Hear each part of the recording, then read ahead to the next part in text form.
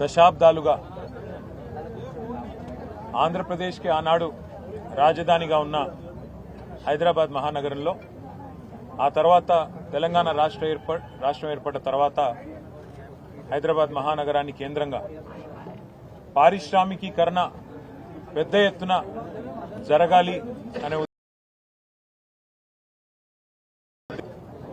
పారిశ్రామికీకరణ జరగాలి, కార్మికులకు ఉపాధి దొరకాలి, అట్లాగే మన పిల్లలకు ఉద్యోగాలు రావాలి, మన ప్రాంతంలో ఎకనామిక్ యాక్టివిటీ జరగాలి, భవిష్యత్తులో ఇది విస్తరించి మరి భారతదేశానికి అట్లాగే ప్రపంచానికి మరి పారిశ్రామిక కేంద్రంగా మన దేశం మారాలనే ఉద్దేశంతో ప్రభుత్వాలు భూ కేటాయింపులు చేస్తూ వచ్చినాయి.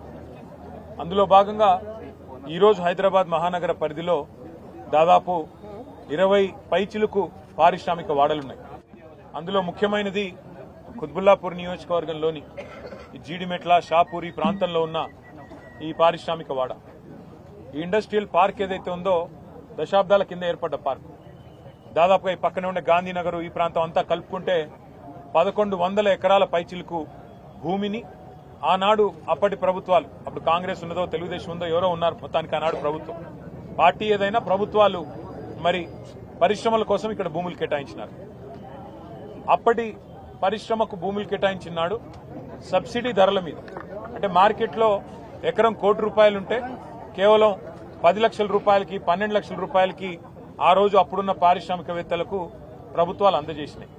ప్రభుత్వాలు ఎప్పుడైనా భూములు ఇచ్చేది ఎందుకు పరిశ్రమల కోసము, తక్కువ ధరకు చౌక ధర కంటే కేవలం ఉద్యోగ కల్పనకి, అట్లాగే ఆ ప్రాంతంలో ఎకనామిక్ యాక్టివిటీ జరగాల, 3 పూటల కార్మికుడు కూడా రక్షించుకునే పరిస్థితి ఉండాలని ఇస్తారు. అట్లాంటిది ఈరోజు ఈ ప్రాంతంలో మొత్తానికి నగరం విస్తరిస్తూ పోయింది. విస్తరించిన తర్వాత ఇవాళ మొత్తం ఈ పారిశ్రామిక వాడలన్నీ హైదరాబాద్ లో కలిసిపోయినాయి. హైదరాబాద్ విస్తరించి ఈ పరిశ్రమల అవతలు కూడా ఔటర్ రింగ్ రోడ్ దాకా హైదరాబాద్ విస్తరణ జరిగింది. కుత్బుల్లాపూర్ ఒకనాడు మున్సిపాలిటీ ఈరోజు గ్రేటర్ లో భాగమైంది. కాబట్టి ఏం జరిగింది, ఆనాడు ఒకరోజు ₹1000 గజం ఉన్న స్థలం ఈరోజు ₹1,00,00,000 రూపాయలు ఈ ప్రాంతంలో స్థలం, గజం స్థలం వలుపుతా ఉంది. అంటే ₹1,00,000 వేసుకున్న 50 కోట్లు ఎకరానికి, 1,50,000 వేసుకుంటే 75 కోట్లు ఎకరానికి. అంత ఖరీదైన స్థలం ఇక్కడ 1100 ఎకరాల స్థలం. అంటే కనీసంగా వేసుకుంటే 50,000 కోట్ల మార్కెట్ ధర చూసుకుంటే 50,000 కోట్లు. కొద్దిగా హయ్యర్ సైడ్ 1,50,000 వేసుకుంటే 75,000 కోట్ల ఆస్తి ఈ ప్రాంతంలో ఈరోజు ఇక్కడ ఈ 1100 ఎకరాల పారిశ్రామిక వాడ రూపంలో ఉంది.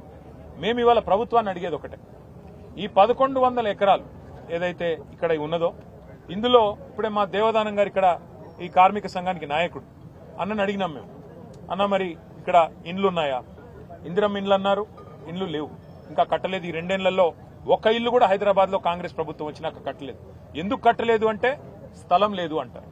పోనీ ఈ ప్రాంతంలో పిల్లలు ఆడుకోవడానికి ఏమైనా పార్కులున్నాయా? అవి కూడా సరిగ్గా లేవు, ఉన్నాయి కానీ సరిగ్గా లేవు, ఇంకా కట్టాలి, కట్టవచ్చు. పోనీ ముఖ్యమంత్రి గారు అంటున్నారు యంగ్ ఇండియా స్కూల్స్ కడతాము, అంతర్జాతీయ ప్రమాణాలతో కడతాము అని. ఒక 25 ఎకరాల్లో ఇవాళ ఇక్కడ తీసుకుంటే ఒక యంగ్ ఇండియా స్కూల్ కట్టవచ్చు.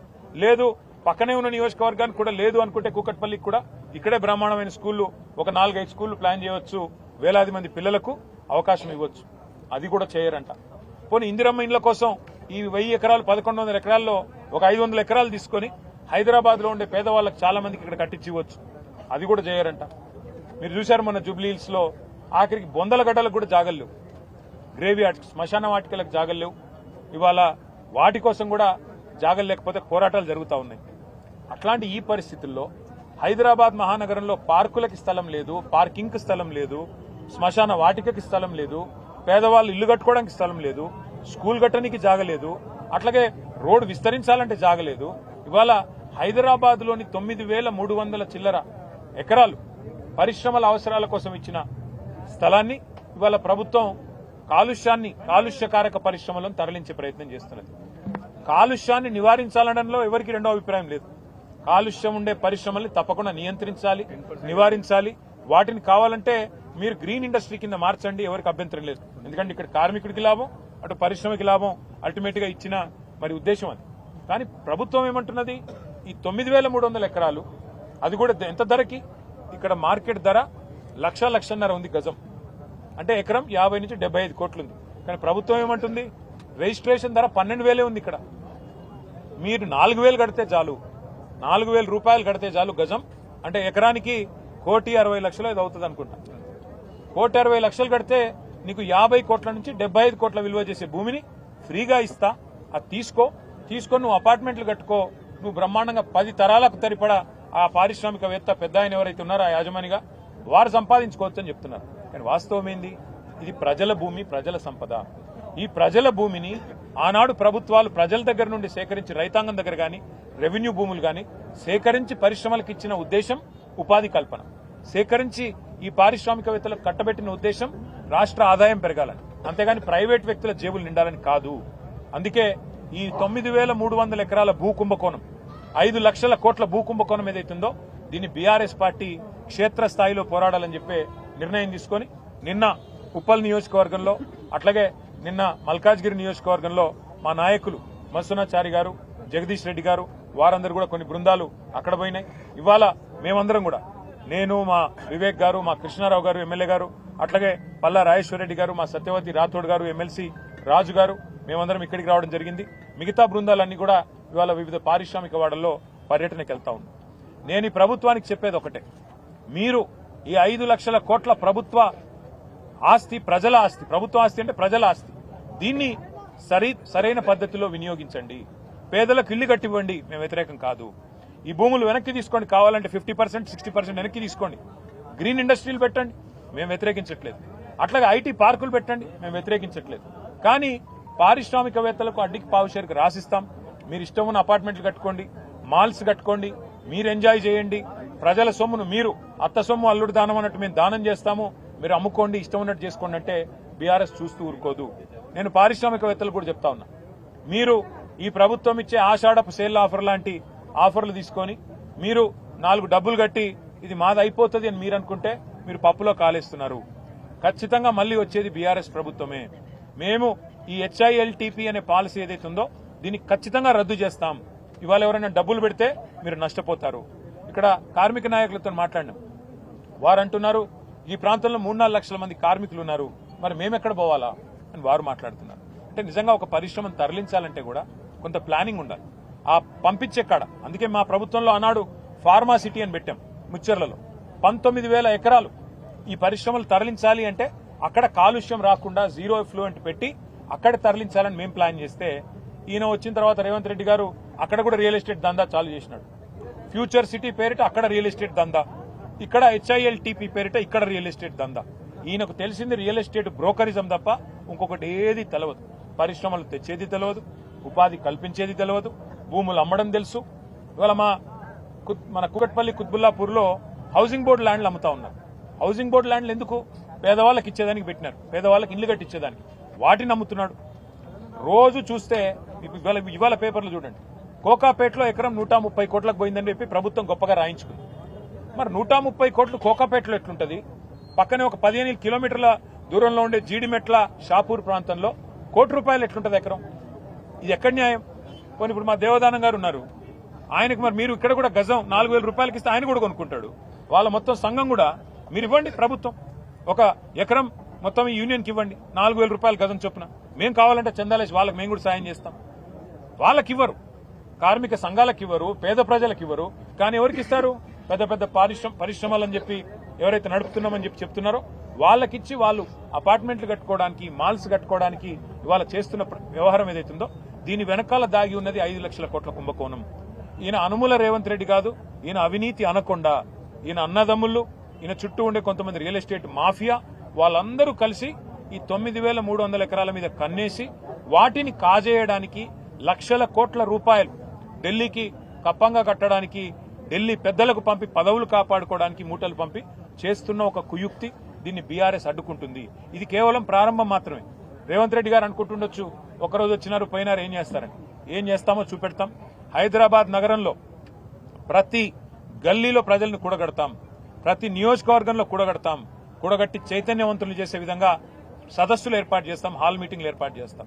ఆ తర్వాత రౌండ్ టేబుల్ పెడతాం, అన్ని ప్రజా సంఘాలను కూడగలుపుతాం. అవసరమైతే న్యాయ పోరాటం కూడా చేస్తాము. ఏ పరిస్థితుల్లో కూడా దీన్ని వదిలిపెట్టు. నేను మళ్లీ చెప్తా ఉన్నా పారిశ్రామికవేత్తలకి, 2 ఏళ్ల తర్వాత మళ్లీ వచ్చేది బీఆర్ఎస్ ప్రభుత్వమే. కేసీఆర్ గారు ముఖ్యమంత్రిగా మళ్లీ తిరిగి ఈ రాష్ట్రానికి రాబోతా ఉన్నారు. ఈ హెచ్ఐఎల్టీపీ అనే అపసవ్య నిర్ణయం, ప్రజల సొమ్ము దోచే నిర్ణయం, దీన్ని ఖచ్చితంగా నిర్ద్వందంగా మీరు కూడా తిరస్కరించండి. ఎందుకంటే నడుస్తున్న పరిశ్రమను మూసేసి మీరెక్కడికో పోవాలి అంటే అక్కడ అవసరాలు లేకుండా, అక్కడ కనీస పరిస్థితులు లేకుండా మీరెక్కడ పోతారు? మీరు కనుక ఇప్పుడు ఈ భూమాయలో పడి వీటిని కొనుగోలు చేస్తే దీన్ని ఖచ్చితంగా సమీక్షించి రద్దు చేసి అవసరమైతే చట్టం తెస్తాం, చట్టం ద్వారా రద్దు చేస్తామని చెప్పి కూడా నేను పారిశ్రామికవేత్తలకు కూడా ముందే అప్రమత్తం చేస్తున్నా. నేను హెచ్చరించడం లేదు, అప్రమత్తం చేస్తున్నా. రేవంత్ రెడ్డి భూ కుంభకోణంలో మీరు భాగస్వాములు అవుతే మీరు కూడా నష్టపోతారు. దయచేసి మీరు పెట్టిన డబ్బులు కూడా నష్టపోతారు. ఇటు పరిశ్రమ పోతుంది, అటు భూమి కూడా పోతుంది. ఎటు కాకుండా మీరు పోతారు. ముందే నేను మిమ్మల్ని అప్రమత్తం చేస్తున్నా అని చెప్పి కూడా తెలియజేస్తూ, ఈ భూ కుంభకోణాన్ని దయచేసి మీడియా కూడా మాకు సహకరించాలి. దీన్ని వెలుగులోకి తీసుకొచ్చేది మా కార్మిక సంఘాల నాయకులతో కూడా నా ప్రార్థన. ఇది నా సొమ్ము కాదు, రేవంత్ రెడ్డి సొమ్ము కాదు, బీఆర్ఎస్ సొత్తు కాదు, కాంగ్రెస్ సొత్తు కాదు. ఇది ప్రజల ఆస్తి, ప్రజల సొమ్ము. మీకు ఇళ్లు కట్టడానికి, మీ పిల్లలకి స్కూళ్లు కట్టడానికి, మీ కుటుంబాల కోసం పార్కులు కట్టడానికి, లేదా ప్రజల అవసరాలకు వినియోగించే హాస్పిటల్ కట్టడానికి, వాటికి వినియోగించాల్సిన స్థలాన్ని ప్రైవేట్ వ్యక్తులకు దారాదత్తం చేస్తుంటే చూస్తా ఊరుకోవడం అనేది భవిష్యత్ తరాలు కూడా క్షమించరాని నేరం అవుతుంది. దయచేసి మీరు కూడా కలిసి రావాలి ఈ పోరాటంలో అని చెప్పి ఇక్కడ ఉన్న మా కార్మిక అన్యులకు కూడా నేను తెలియజేస్తూ, ఇదే కార్యక్రమాన్ని పురస్కరించుకొని మా పార్టీ కూడా రౌండ్ టేబుల్స్ కూడా ఏర్పాటు చేస్తుంది. అఖిలపక్ష మీటింగ్లు కూడా ఆర్గనైజ్ చేస్తాము.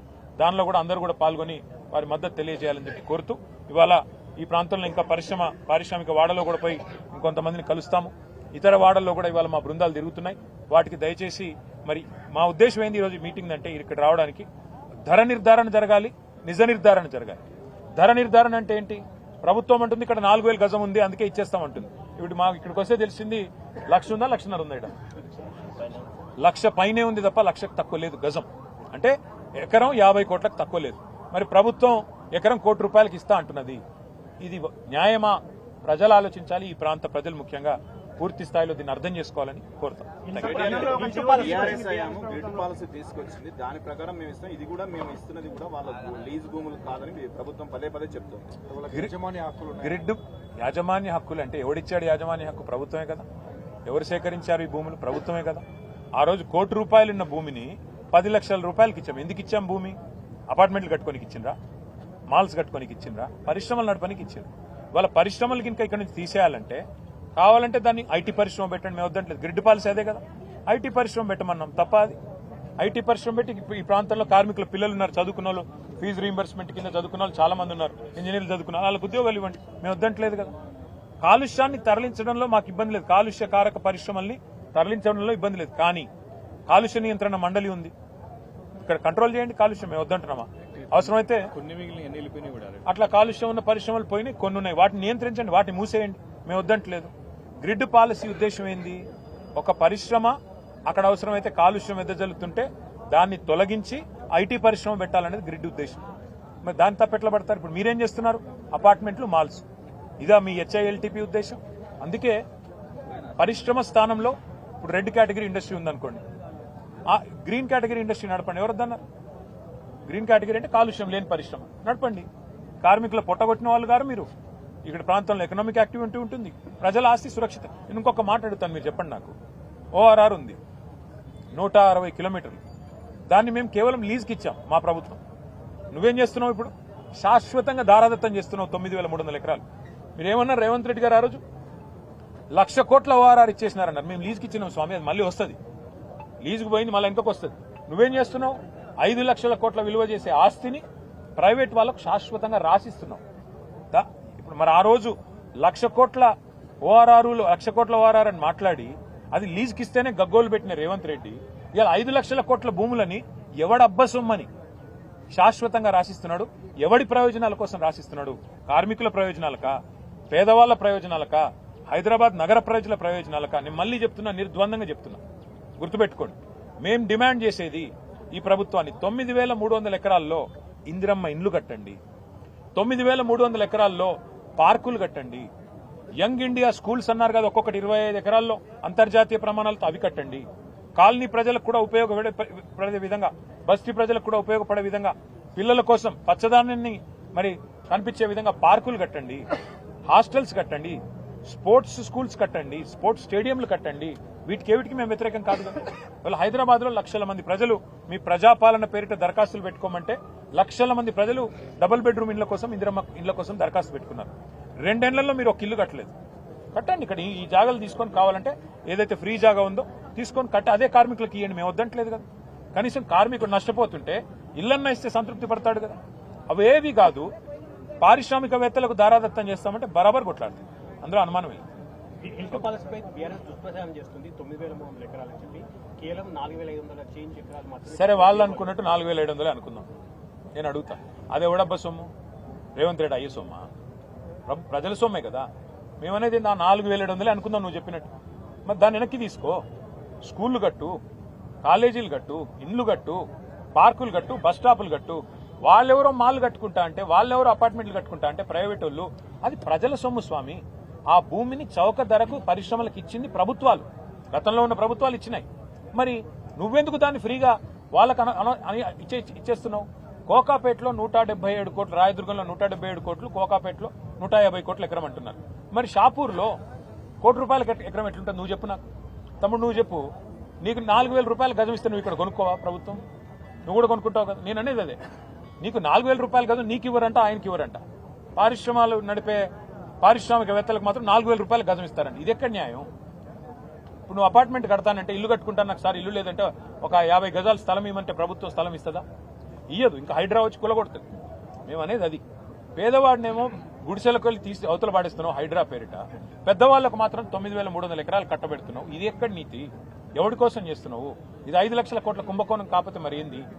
నీ తమ్ముళ్ళు, నీ చుట్టూండే రియల్ ఎస్టేట్ బ్రోకర్లు వాళ్ళందరూ కలిసి భూములను అగ్రిమెంట్లు చేసుకుంటున్నారు. 6 నెలలుగా నడుస్తుంది దందా. ఇలా పాలసీ బయటకు వచ్చింది. ప్రభుత్వం గింగిరాలు పడుతుంది. ఇప్పుడు పాలసీ ఎట్లొచ్చింది బయటికి ఎట్లొచ్చింది? నీ దోపిడీ ఆపనికి ఎవడో తెలంగాణ బిడ్డ, నిజాయితీ గల్లోడు, గుండె ధైర్యం ఉన్నాడు బయటికి చెప్పిండు. తప్పే ఉందా అలా? అంటే నువ్వు దోపిడీ చేస్తుంటే అడ్డుకుంటే నీకు నొచ్చినది చెప్పు. అసలు ఎందుకు దోపిడీ చేస్తున్నావు దాని మీద చెప్పు. అసెంబ్లీ పెట్టు, లేదా అఖిలపక్షం పెట్టు, మాట్లాడతాం మేము కూడా వచ్చి. మేము దోపిడీని బయట పెడితే నిన్ను దోపిడీని ఆపినందుకు నీకు బాధ అవుతున్నది. మేము స్పష్టంగా సూటిగా ప్రశ్నలు అడుగుతుంటే దానికి సమాధానం లేదు ప్రభుత్వం దగ్గర. మా కార్మిక సోదరులకు కూడా ప్రార్థన, దయచేసి దోపిడీని అడ్డుకునే క్రమంలో మీరు కూడా కలిసి రావాలా. మీ సంఘాలతో మాట్లాడండి. మేము పిలుస్తాం మళ్ళొకసారి. ఇది పోరాటం ఆరంభం మాత్రమే. ఇంకా చాలా ఉంది చేసేది. ప్రభుత్వం దిగొచ్చేదాకా, ప్రభుత్వం మెడలు వంచేదాకా కొట్లాడదాం. ఈ ప్రజల ఆస్తిని ప్రజలకు దక్కేదాకా కొట్లాడదామని మీకు కూడా ప్రార్థన.